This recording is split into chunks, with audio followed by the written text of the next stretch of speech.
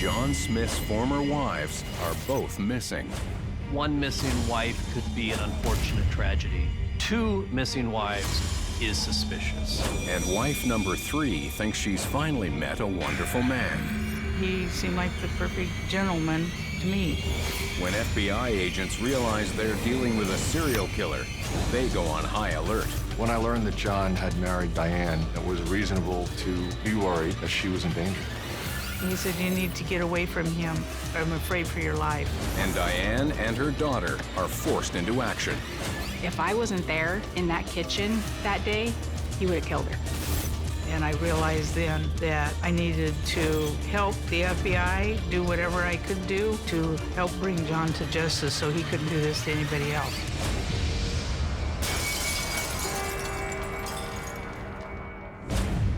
John Smith is unlucky in love, losing not one, but 2 wives under mysterious circumstances. But when the FBI proves foul play, they track the mysterious Mr. Smith across 4 states, hoping to get to wife number 3 in time. In California, single mom Diane has no idea what she's in for when she agrees to let a friend set her up on a date with a new man. I met John through a mutual friend. I was not looking for another relationship at all. I had been divorced for 3 years, and I was comfortable with occasionally dating. But on their first date, in early June 1998, John makes a good impression. He was really sweet, really nice, very polite. Wasn't the best-looking guy in the world, but he was sweet to me. He seemed like the perfect gentleman to me. The pair hit it off and begin a relationship. We had a lot in common. He worked for a car manufacturer, and he had fast cars there. He had all kinds of different vehicles, new cars, old cars, vintage cars. I've always loved cars. He would always come up and visit me at work in a new car. Diane's new beau couldn't be more ordinary. John Smith is that kind of nondescript man you meet and quickly forget. He is tall and skinny, bug-eyed, jug-eared. He's a little socially awkward, but there was a sweetness beneath that. He could be very attentive, he could be very nice, and he could be kind of like the stray dog that you want to bring in from the rain. John grew up in Ohio. He was raised with his brother, mostly by his grandparents. It was a very kind of anytown USA childhood. He did all the things that kids in the rural Midwest did in those days. Hung out at the farm and hung out with his family and watched ball games on TV. Like Diane, John has been married before. When we were first dating that first week, of course, you're talking about, your past. And I said, have you been married? He told me that he was married very, very young, and the marriage didn't work out, and they divorced. He was married a second time, and that was quite a while ago, and she had cancer, and she unfortunately passed away. He said that he loved her very much. Proof of John's enduring love for his late wife, Fran, is a large portrait on his living room wall. The photograph was a huge, big picture. It looked like a glamour shot of his wife. I mean, it was endearing to me that he had this picture of her, and he had another one in his wallet, too, that he carried around with him. But not everyone finds the display appealing. Diane's daughter, Summer, is uncomfortable when she notices it at a dinner party. I said, oh, who is that? My mom said, oh, that's Fran, that's his last wife. She died of cancer. But it was all by itself on the wall. There was like nothing around it. It was just stuck there on the wall. I think it was kind of strange, but the fact that she died of cancer, he still loved her, so I, just put it out of my mind at that point. From the start, John strikes Summer as odd. There was something off about him, but I didn't really know, what it was. You couldn't put your finger on it, but you just knew he was different. He wasn't the normal guy my mom dates. After barely 3 months together, John surprises Diane with a marriage proposal. I was in shock, and I thought, this is really too soon. That night, I remember telling him, you know, I am not in love with you. You know, I might be in love with you, you know, later on down the line, but I am not in love with you right now. Do you still want to get married? He doesn't seem to care that I wasn't in love with him. You know, he was thoroughly convinced that eventually I would grow to love him. Diane decides to accept John's proposal. When I heard they were getting married, I didn't know what red flags were back then, but you just know that, oh, that's kind of weird, that's kind of fast. The day before the wedding, Diane catches John behaving strangely. He was having a bachelor party at the house, and I was in the guest house. A friend came in to me and he said, John is up on the computer. He has not come down here for his bachelor party or anything. So I went up to confront John about it. Right before I got into the room, I saw John at the computer, and when he saw me, he turned it off right away. I said, everybody's having this party for your bachelor party, and you haven't even gone down there to greet your guests or anything. I said, what are you doing on the computer? And he says, I'm ordering parts. So that's all he said about it. At that time, I believed everything he told me. I didn't have any reason not to. Unfortunately for Diane, nearly everything John tells her is a lie. His first marriage is not the innocent, youthful affair he describes. Years earlier, John makes another impulsive marriage decision and elopes with his high school sweetheart, Janice Hartman. At age 19, right after graduating from high school, John and Janice hop on his motorcycle, and that's the last anyone saw of them for a while. They come back, and they are husband and wife. They have eloped in Detroit. This marriage only lasted 4 years or so, and it was undone, really, by John's temper. John and Janice would get into these horrible, horrible verbal altercations. He would yell, and she would yell, and it would get really noisy, and then after a while, it went from yelling to hitting. People saw bruises on her face and on her arm, and it became very, very disturbing and very, very concerning for her family, and they were very worried about her being alone with John. Janice was so tired of his controlling nature and his temper that she finally filed for divorce. After the divorce filing, Janice has to get a job. She has no skills, but she always loved to dance. And she was outgoing and bubbly, and it was a big personality. So she put on her go-go boots and became a go-go dancer at a bar. And this enraged John. She was working out of his control, you know, showing herself off in front of other men. On November 17th, 1974, only 3 days after their divorce is finalized, Janice disappears. Just days after the divorce, another argument erupts between John and Janice. This one, not just yelling, not just hitting, but in the end, Janice ends up dead. 2 days after murdering his ex-wife, John files a missing persons report. Police investigate, but they don't do a real enthusiastic job of looking for her. Due diligence, but that's about it. They can't find Janice. There are some reports that she was seen with a guy getting into a car. There were other reports that maybe there was some kind of altercation and drinking with some other men the night before, but nothing really pans out, and the case is eventually dropped. Safe from suspicion, John disposes of Janice's body and moves on with his life. Unaware of her fiancé's murderous past, Diane marries John on September 5th, 1998. The first weeks of Diane's marriage are blissful. The wedding present that John had given me was a Ferrari. I was thrilled at getting it. Perfect wedding gift for me. Perfect for me, because I love cars. Diane's new husband is generous, but it doesn't take long for cracks to show in his Prince Charming facade. While at a car show, Diane gets the impression that John is trying to get rid of her when he sends her on a fool's errand.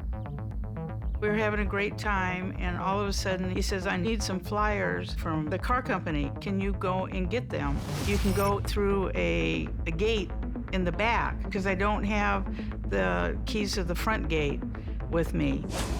So I said, okay. So I took off, and I went to the gate that he told me to go to, and I couldn't get in, and it was locked.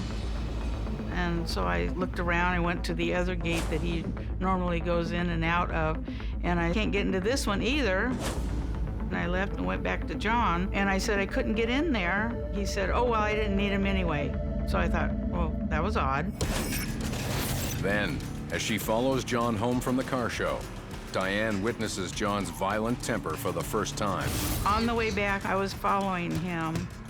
I could see him pounding the steering wheel. I'd never seen him like that before. He was just out of his head. We drove up to the car company, and he whipped out his keys and went through the front gate. And I thought, well, you told me that he didn't have the gate keys, and I couldn't get in there. Later on, more and more of those little quirky things started happening. Diane has no idea she's married a murderer. And she's only beginning to see the signs that her new husband may not be what he seems. What is going? You call a cop!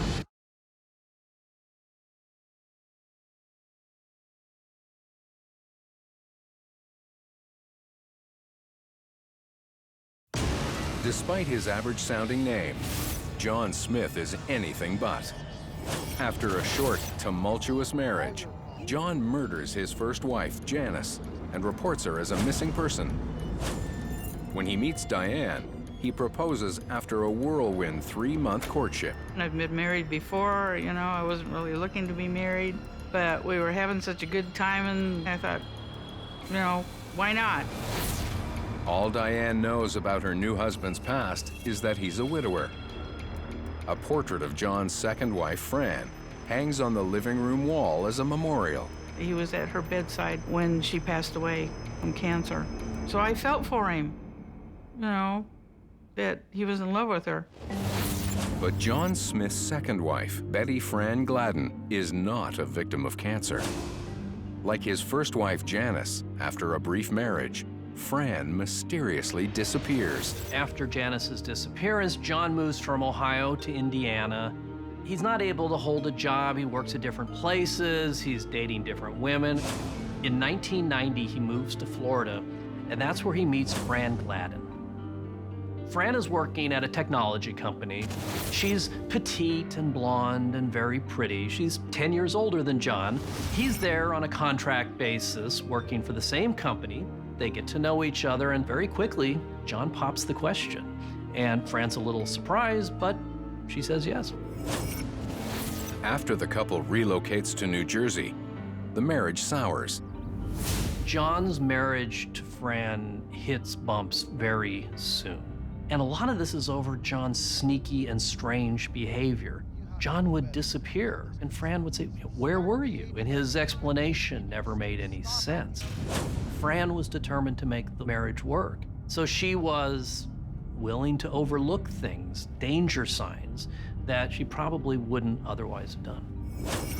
Shortly before Labor Day in 1991, Fran is injured in a fall.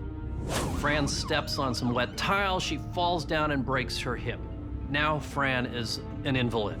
She can't even leave the house. She's in excruciating pain. She's at John's mercy. 1 month later, the injured Fran mysteriously disappears.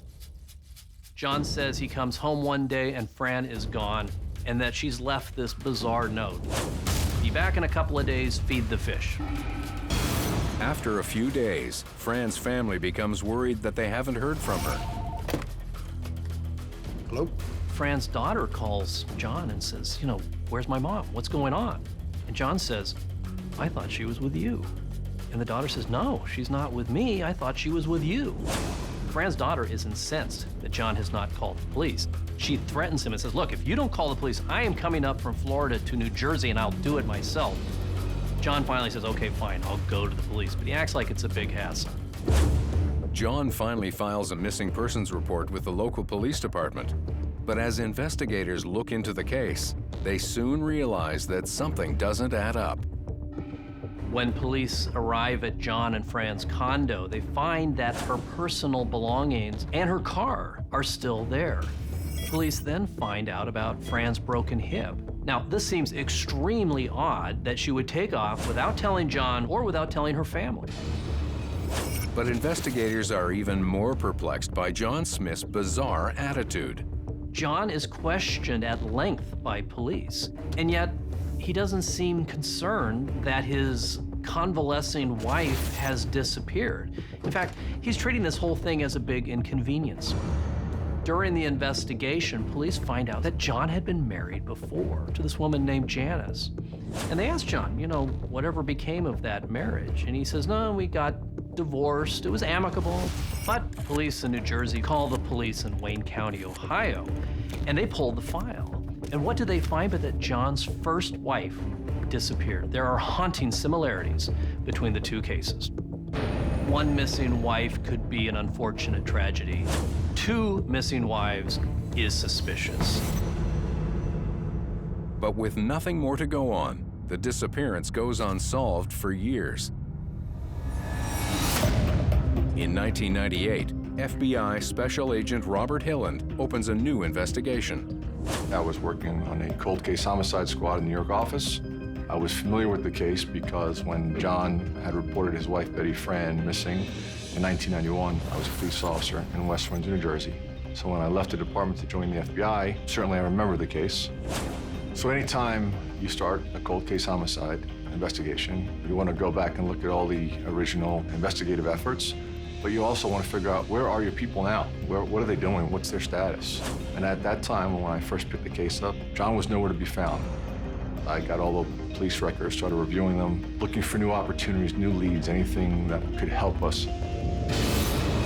The FBI investigation gets a break when John's police record reveals a 1996 arrest in Ohio for a traffic violation. Police stop John on a speeding violation. They look into his wallet and they find this photo. And it's a photo of a woman, and John says, oh, this is my girlfriend. The only thing he would tell them, it's my girlfriend from New Hampshire. So one of the things I needed to figure out early on was, who was this woman? Was this another wife? Was it a girlfriend? Was it a victim? Agent Hilland uses a logo on the photo to track down the New Hampshire woman. Thank you. When he questions her, Hilland learns that John has relocated to California. The photo leads police to the woman leads police to John. Now, authorities know where John Smith is living in California. They can go find him. But Agent Hilland also learns something troubling. The woman in New Hampshire had been in a relationship with John for many years. She told us that John had moved to California, had established a new life out there, new work, new friends, but even more importantly, he has a new wife. When I learned that John had married Diane, it was reasonable to be worried that she was in danger. We immediately put surveillance on him. Unaware that the FBI is watching their every move, Diane enjoys life with her husband. We were doing things every weekend. We had a trip to Italy planned. It was just fun and games. Until May 5th, 1999, when the FBI finally swoops in. On May 5th, 1999, the FBI coordinated a series of simultaneous interviews across the United States, specifically concerning the disappearance of his two wives. So in different states, they're talking to friends, family, associates of John, all of these people who might know something. They want to do it all at the same time because police don't want to tip off John that they're on to him. Diane is at work when FBI agents approach. Two men and a lady came into the office in suits. They announced who they were, that they were the FBI, and they asked me if I knew John Smith. I said, yes, I'm married to John Smith. And they ushered me into an interview room right off the side of my office. I ended up being in there for 2 hours. They behaved just like you see in the movies. I mean, rude, accusatory, and grilling me about my past relationships and how failed they were in my marriages. Then, the agents drop a bombshell. They told me about a girl that John was seeing from New Hampshire and showed me a card that he had just sent to her with a dozen flowers. And the card said, I love you, can't wait to see you again. He was still in contact with her before we were married, right before we were married, after we were married. His first wife, and he wanted to know if I knew about her, and then proceeded to tell me about his second wife, that both of them were missing and he was suspected of killing them. I was in total shock. I could not believe that they were telling me all of this about John Smith, because I did not see anything but love for me through John's eyes. And anything I wanted to do, John was all, what do you want to do, baby?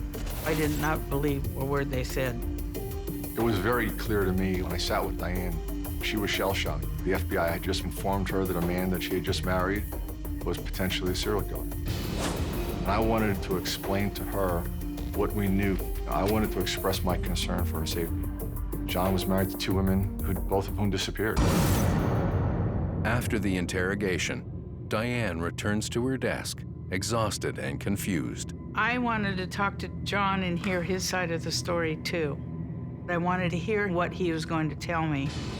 John was talking a mile a minute, saying that everything that the FBI told me about him was all lies, and they said these before, turned everybody against him, all of his co-workers, and that's why he left Ohio. And I was still in total shock about what I had heard. I didn't know who to believe at that time. The FBI fails to convince Diane that her husband is a killer. But on the other side of the country, their tactic pays off. One of the people we interviewed on that May 5th day was John's younger brother, Michael, in Wayne County, Ohio. It was very clear that Michael likely knew something. Michael welled up the courage to disclose to us a very dark family secret that he had been living with for years.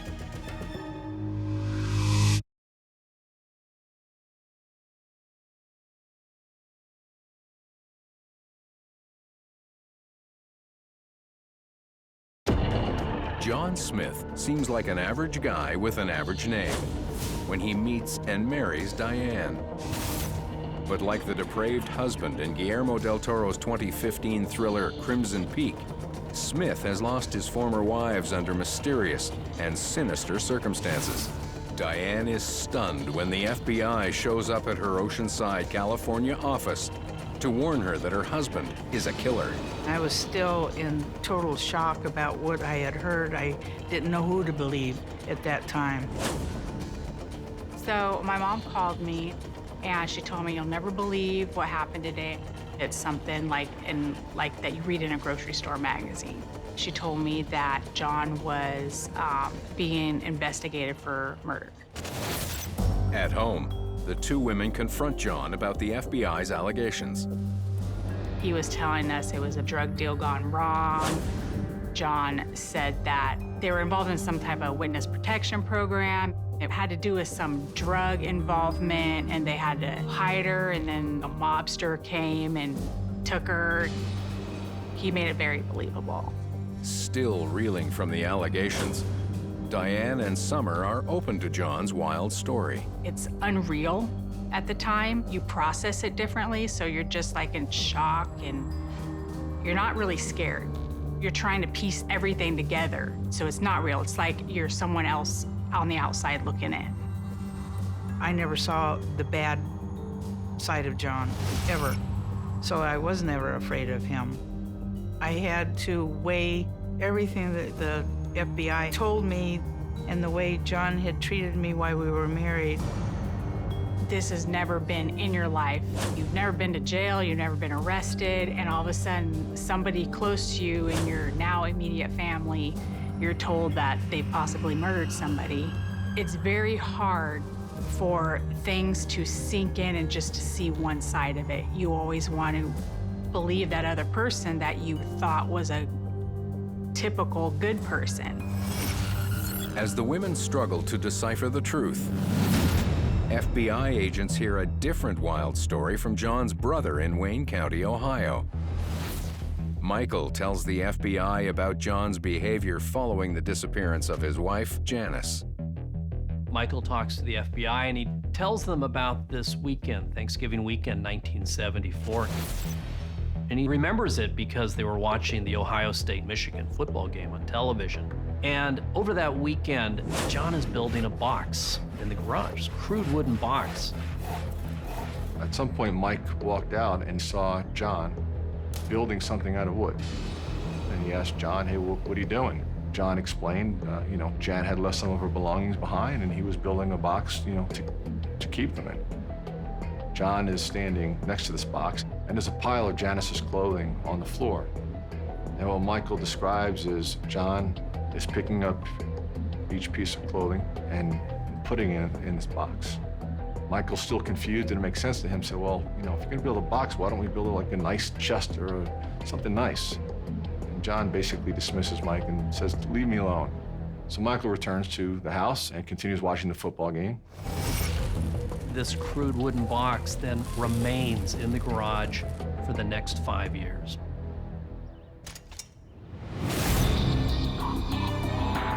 Five years later, it was discovered by the grandfather.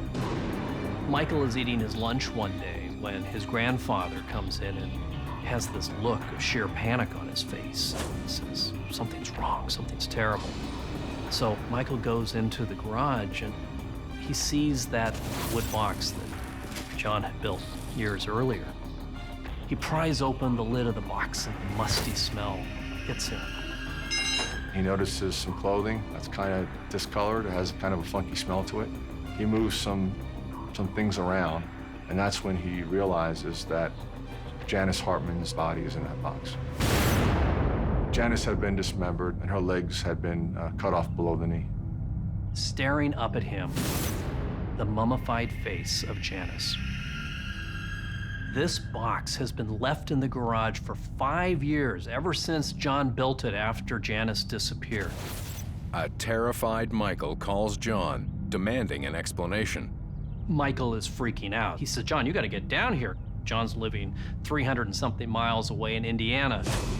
By the time he arrives in Ohio, John is ready with an excuse. Michael says, John, what is going on here? And John has a story, and it's a crazy story. He told them this ridiculous story that drug dealers had killed Janice and dropped her dead body off for him, and he panicked, didn't know what to do with her, so he built this box and put her in the box. Michael tells the FBI that after hearing this crazy story, John shoves this box into his Corvette, slams the door, and drives off. And that's the last time Michael ever saw that box.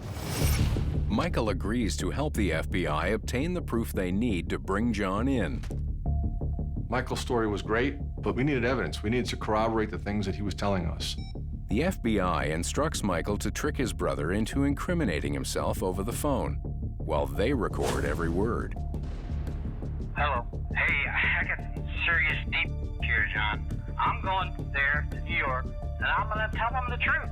That's exactly what I'm going to do. I'm going to tell them that we seen you build a box. Granddad and I opened the box. We found Jan in it. That's what I'm doing. I cannot see any other way out of this.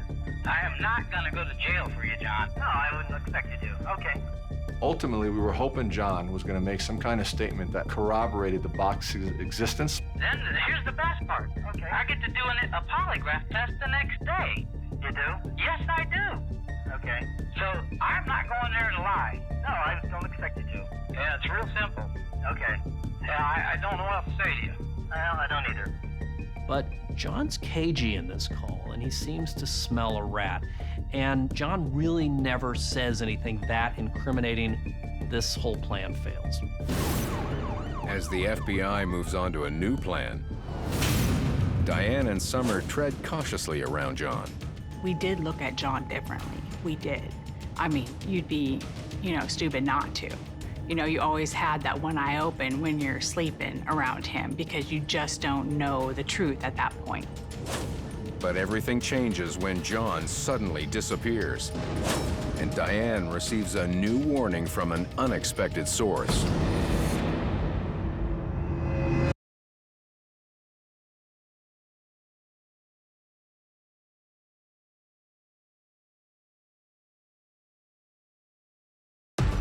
John Smith is not the nice, average guy his name suggests.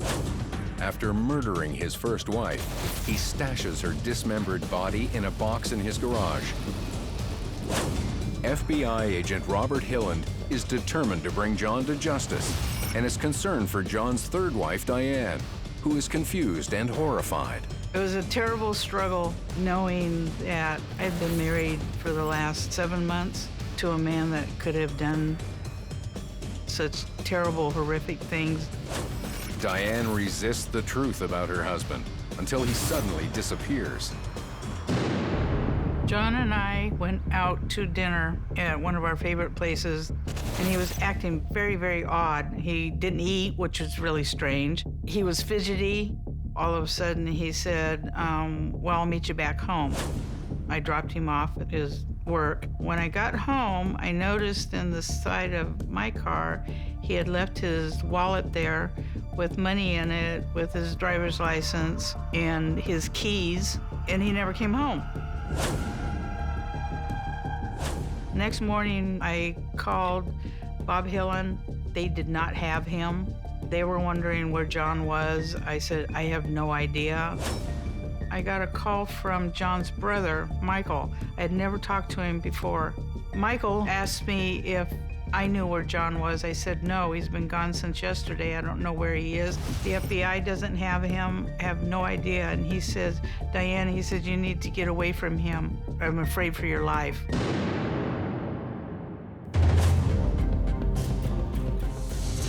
Three days after disappearing, John Smith returns with yet another wild story. What he told us was he was across the freeway at a hotel. The FBI had him and were questioning him. And they're torturing me. Why? They're trying to get me to confess. That the FBI held him and didn't give him food or water. I did not believe anything John told me because I had already been talking to the FBI, and I know that they didn't have him. He didn't go to Ohio to visit his brother because his brother Michael had called me wondering where he was. I knew that whatever he was telling me was a lie.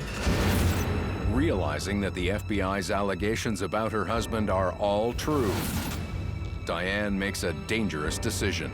I realized then that I needed to help the FBI do whatever I could do to help bring John to justice so he couldn't do this to anybody else. As Diane secretly initiates annulment proceedings, she and Summer begin spying on John, hoping to find information to pass on to the FBI. I was gathering information, computer information, going through pockets, looking for odd things that he was doing. I would go through his computer. He knew how to hide things on there, from what I was told. I would go into his closet, his little area in the closet, and look through his pockets. I would look just anywhere and everywhere, any little crevices I could find. We were looking through his computer and found pornographic stuff. I was finding cards, I was finding cash, big amounts of cash, and then the next day they would be gone, thinking that he went to work and came home, not knowing what had, happened to the cash. When the annulment papers are ready, the women brace themselves for what will happen next. Diane files her annulment. She gets a restraining order against John. But the danger is not gone, because this is the most dangerous time when a woman tries to separate herself from him. This is what happened with the first two wives, and both of them disappeared. When I knew that John was being served the annulment papers, I had changed the locks on my house. I had changed my phone number. They had already talked to the local police, and I told them if I give them a call, that means that they need to get over here right away because John is here in my house, and he will kill me. He knew that's where he would come first once he was served the papers. He has a very loud car, and we heard the car coming. He came up the stairs like 2 at a time. And he had this look on his face like I mean, it wasn't a mad person, it wasn't an angry person, it was a devil person. We started hearing him throw his body against the door. And my mom picked up the phone, and I grabbed a jar of candy to hit him over the head if he tried anything. I was talking to the police. I said, John is coming here. He's coming up the stairs, and he just broke down the door. I didn't know someone could be that angry. I remember my heart was pounding out of my chest. The adrenaline starts rushing, and you wonder, are you gonna be dead? You know, you wonder, how's he gonna kill you? Plain and simple, you're scared. When he saw Summer, his demeanor totally changed, and he looked at me, he said, why are you doing this to me, baby? Let's talk, I want to talk to you. And I said, no, John, I have the police on the phone. They're on their way here right now. You need to get out of here. And he said, I just want to talk to you. And I said, you need to get out of here, you're going to be arrested. And he turned around and left. He did change when he saw me. If I wasn't there in that kitchen that day, he would have killed her. Diane's encounter with the real John Smith has a profound impact. Since I wasn't communicating with him and I wasn't talking to him, he started sending me flowers to work every single day. I got huge bouquets of flowers with these notes that said, I love you. I got those for like over a month. I didn't want them. I didn't want to talk to him. While the women cope with their traumatic encounter, the FBI's new tactic finally pays off when a development in yet another state blows the case wide open. The Wayne County Sheriff's Office sent letters to the tri-state area of Ohio, Indiana, Michigan. And by divine intervention, one of the letters fell on the right desk.